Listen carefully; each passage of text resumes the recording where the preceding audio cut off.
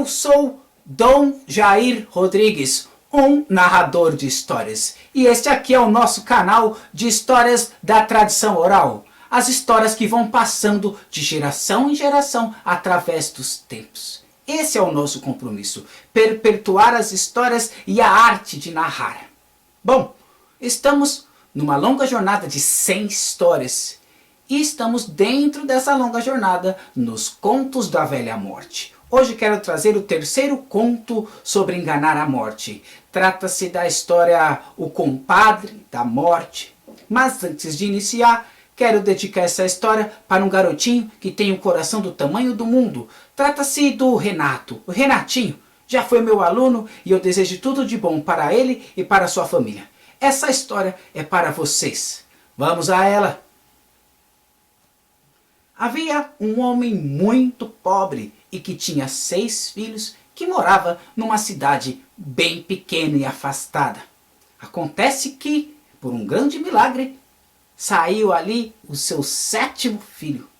Ele então ficou muito preocupado porque queria de qualquer maneira arrumar um padrinho para o seu 7º filho. Mas naquela cidade ninguém queria saber de ser o padrinho do filho daquele pobretão. Todos fugiam dele e o evitavam. Até que surgiu na frente dele a velha morte. Mas não para levá-lo, não. Ao contrário, a morte queria se oferecer para ser a madrinha do seu 7º filho. No início ele teve medo, mas depois pensou, é justo. A morte sempre foi muito honesta, pois levou pobres e ricos, jovens, idosos, todo tipo de gente. Eu aceito.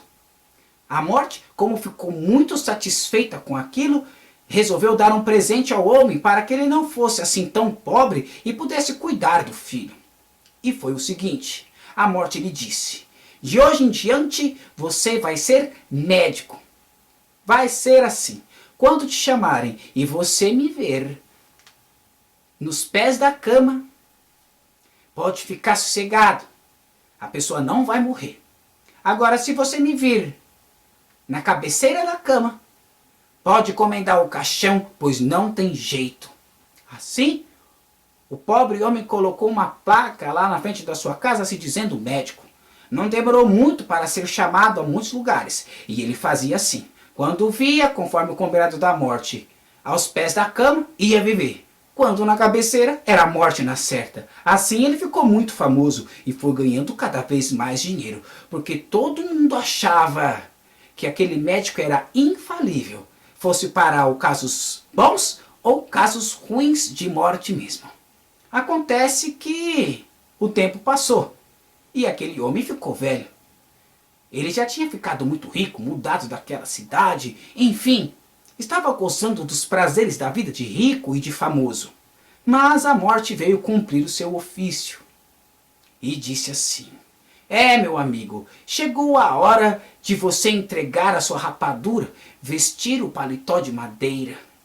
Foi então que ele pediu pelo menos mais um ano de vida para tentar juntar mais algum dinheiro, para fazer mais algum bem para as pessoas.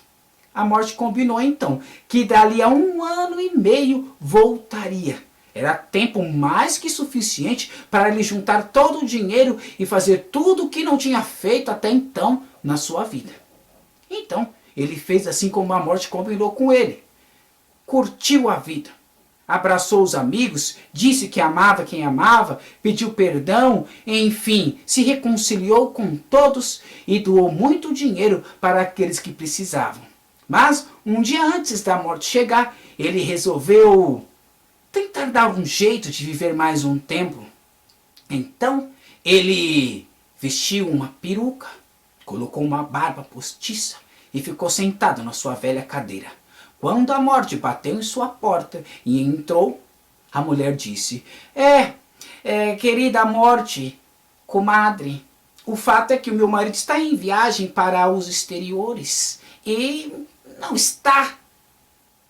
A morte achou aquilo muito estranho, porque ele tinha combinado que estaria lá. 1 ano e meio já tinha se passado.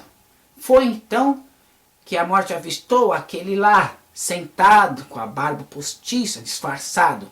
Então perguntou: quem é esse homem que aí está, comadre? Então ela disse: é um velho tio meu que veio me visitar. Então a morte mais que rapidamente disse: bom, eu vim aqui para levar alguém. Se não é o seu marido, serve esse seu tio mesmo. Venha comigo. E foi assim que o médico, o compadre da morte, sentiu aquela mão ossuda no seu ombro. E aí não teve jeito. Teve que entregar a rapadura e vestir o paletó de madeira. Se você gostou dessa história, compartilhe, venha comigo. Vamos em frente, compartilhando histórias até chegar, no mínimo, na história número 100. Eu te vejo na próxima história.